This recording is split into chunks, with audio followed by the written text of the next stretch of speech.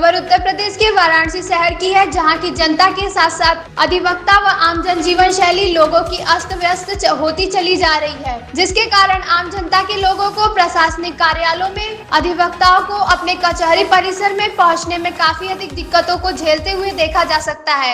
Central bar में अध्यक्ष मंगलेश कुमार दुबे ने उत्तर प्रदेश सरकार से अधिवक्ताओं की सहूलियत के लिए अपील करते हुए कहा है कि जिस तरह से पूरा प्रशासन महाकुंभ में पलट प्रवाह में आ रहे हैं, दर्शनार्थियों को सुख सुविधा में लगे हुए, उसे देखते हुए क्यों ना अवकाशी कर दिया जाए।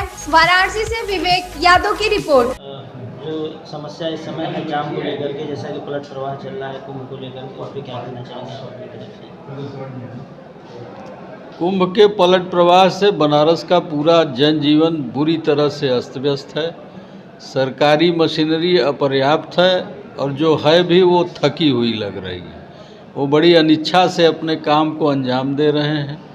विशेष रूप से मैं देख रहा हूँ कि नागरिक सुरक्षा के लोग या एनजीओ के लोग जो ऐसे अवसरों पर प्रशासन की अनुषंगी इकाई के रूप में काम करते थे, उनका कहीं अता पता नहीं है।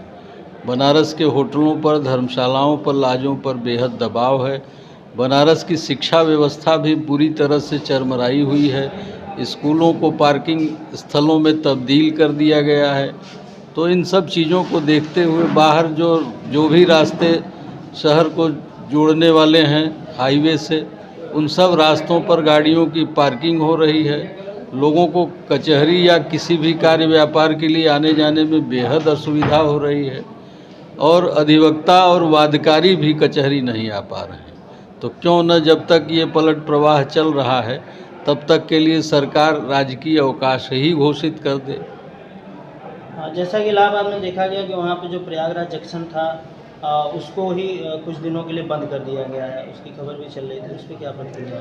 अब एक तरफ सूचना है कि संगम स्टेशन बंद कर दिया गया और दूसरी तरफ यह सूचना भी प्रसारित हो रही है कि अतिरिक्त ट्रेनें इलाहाबाद के लिए बनारस से चलाई जा रही हैं।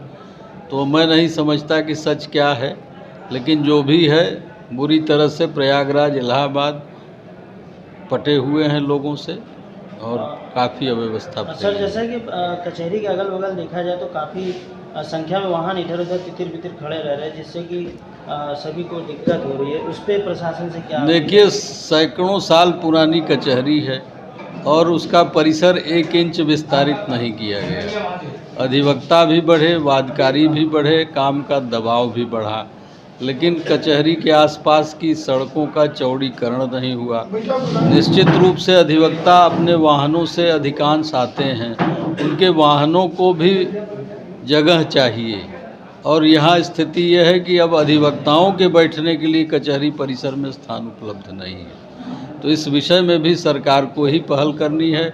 सरकार की ज़मीनें कचहरी से सटी हुई हैं, जो अनुपयोगी कार्यों में लगी हुई हैं या कम उपयोगी कार्यों में फंसी हुई हैं। देखा जाए तो उनमें इस कचहरी के परिसर का विस्तार करके इस समस्या का काफ़ी हद तक निदान किया जा सकता है।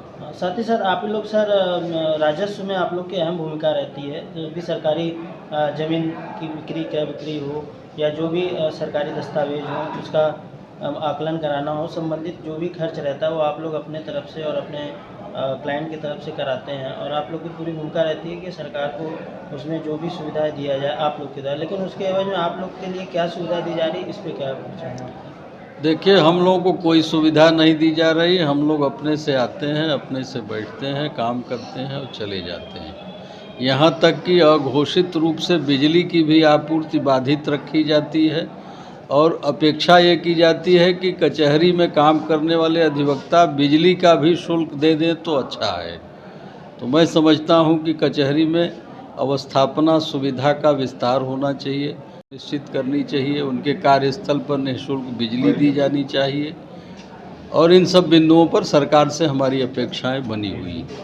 लास्ट में आपसे ये कहना चाहते हैं, जो वर्तमान सरकार है उत्तर प्रदेश की, उनसे अधिवक्ताओं के लिए क्या विशेष रूप से अपील? सबसे पहली अपील तो यह है कि अधिवक्ता प्रोटेक्शन एक्ट का प्रकरण अभी तक लंबित है। यह अधिवक्ता प्रोटेक्शन एक्ट अविलंब लागू किया जाए। दूसरी बात यह है कि सरकारी मशीनरी लगातार अधिवक्ताओं की उपेक्षा करती है और उनसे शत्रुवत व्यवहार करती है। तो सरकार ये सुनिश्चित करे कि वो लोग अनुशासन में रहें, अधिवक्ताओं का सहयोग और सम्मान करें।